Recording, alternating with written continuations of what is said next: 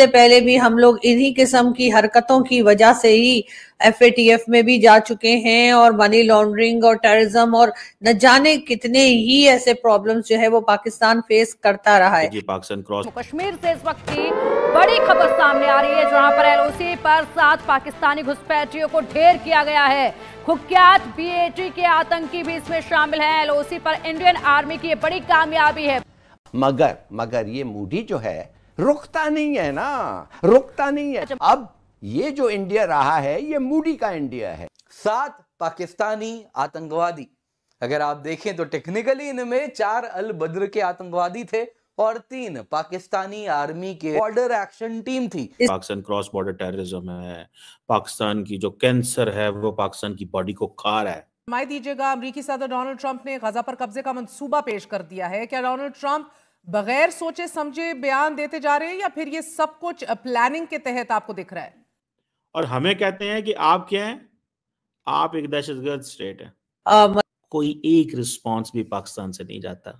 मसूद अजहर जैसे लोग जो हैं वो फिर दिखाई देने लगे हैं, फिर सुनाई देने लगे हैं। इसका मतलब यही है कि पाकिस्तान ने कोई सबक नहीं सीखा है। इसको ही देख लें, मतलब कि वो उन्होंने इंकलाब किया, ठीक है, अर्श पर थे, फर्श पे आ गए, अपने हमसायों से उन्होंने तल्लुक खराब किए। हाफिज सईद को तो हमने जेल में इसलिए रखा हुआ है क्योंकि हिंदुस्तान की तरफ से खतरा है कि कहीं हिंदुस्तान के लोग इसको मार ना डालें, उड़ा ना दें। यूनाइटेड नेशन ने अगर कह भी दिया है कि ये लोग टेररिस्ट हैं तो उसमें हम तो मानते नहीं है भैया। हम तो तभी मानेंगे जब हमारा नुकसान होगा, और हमारा नुकसान हो रहा है। नमस्कार साथियों, स्वागत है आप सभी का एक बार फिर से हमारे नए रिएक्शन वीडियो में। साथियों, आज हम बात करने वाले हैं भारत और पाकिस्तान रिश्तों के बारे में, जो कि जहां पर बेहद ही खराब रिश्ते होते जा रहे हैं। साथियों, इसी के बीच में कल आतंकवादियों ने हमला किया है जम्मू कश्मीर के इलाके में, जहां पर 7 आतंकियों को हिंदुस्तान की सेना ने जो है 7 आतंकवादियों को ढेर कर दिया है। साथियों, इसी के बीच में खबर आई आ रही है कि इससे पहले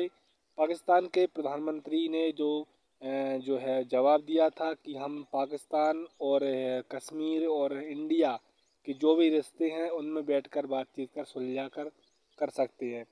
लेकिन कल जो है आतंकवादी और पाकिस्तान की सेना दोनों ने मिलकर इंडिया आर्मी को काफ़ी घात लगाने की वहां पर कोशिश की है।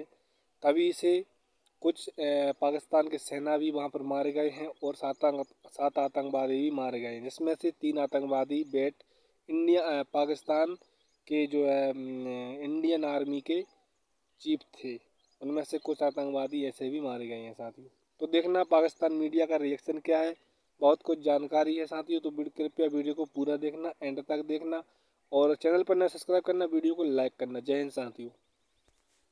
एक बार फिर जो है यही देखने में आ रहा है कि खैर कहा तो ये गया हाफिज सईद के लिए भी, जो कि अनमोल रतन हमारे जो हैं उनमें हाफिज सईद का नाम कौन नहीं जानता, लेकिन हाफिज सईद के लिए कहा गया कि जिसको हाउस अरेस्ट किया गया है, ये लाहौर में है, हाउस अरेस्ट है।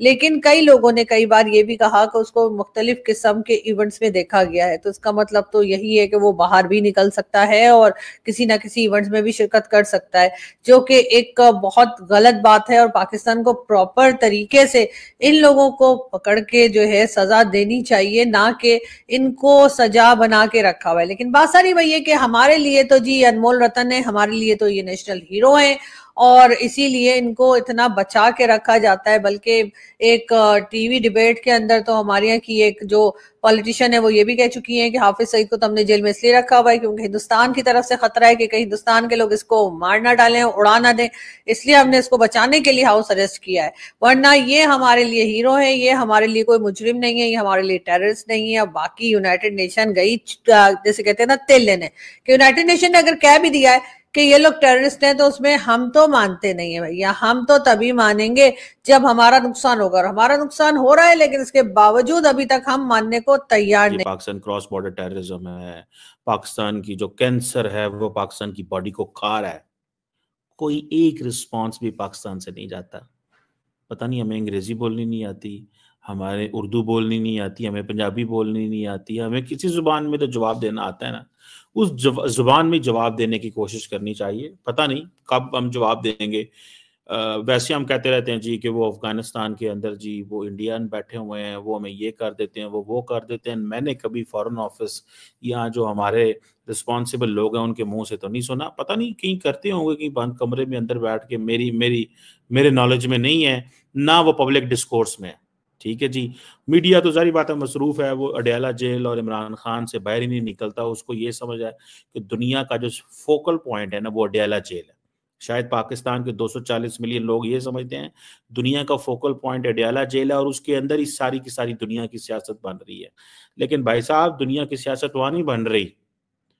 इंडिया जो है वो कह रहा है जी हम सिविलाइजेशनल स्टेट हैं। वो कहते हैं हमारी जो हिस्टोरिक टेरिटरी है, एथनो लिंग्विस्टिक हम जो ग्रुप हैं, हमारी जो बॉडी ऑफ गवर्नेंस है, हम एक यूनिक सिविलाइजेशन है।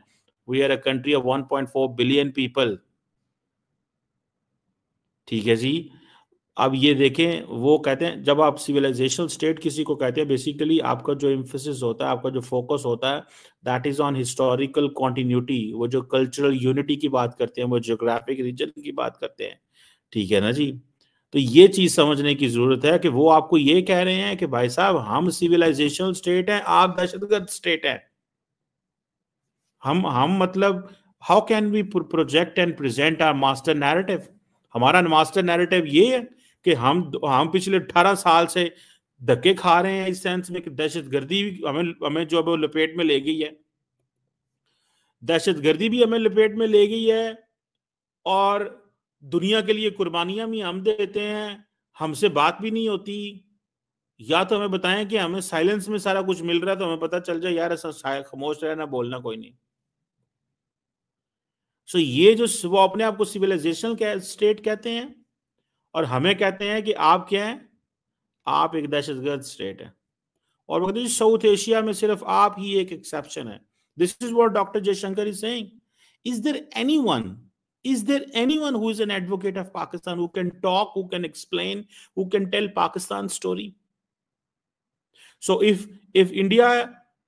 Bangladesh is saying that they have a problem with India, if Maldives was saying that it had a problem with India in the past, or during the campaign of President Mozu, they were explaining the word that we are going to expel the Indians from Maldives, Indian soldiers. Pakistan को ये बातें नजर नहीं आती। वो जो narrative बना रहे हैं, वो जो कहानी सुना रहे हैं, वो दुनिया के दिलों में तीर कर रहा है। वो दुनिया के दिलों में वो बात जा रही है और असी की कर रहे हैं। असी ये जी खुश हैं कि हमारे टीवी पे जनाब इमरान खान साहब और वो सारी बातें चल रही। कुछ यकीन करके मानने कोई समझ नहीं आती। वो अमेरिका को पता है वो क्या कहते हैं, वो अमेरिकन को क्या कहते हैं? वो अमेरिकन को कहते हैं कि हम अब हमारे अंदर अब कोई हेजिटेशन नहीं है, हमारी लॉयल्टी का टेस्ट ना लें। हम तो लॉयल रहे हैं यार, हमने तो दुनिया के साथ मिलकर सारी की सारी अमन लाने की कोशिश की है। आज हम रीजनल अप्रोच नहीं बना सकते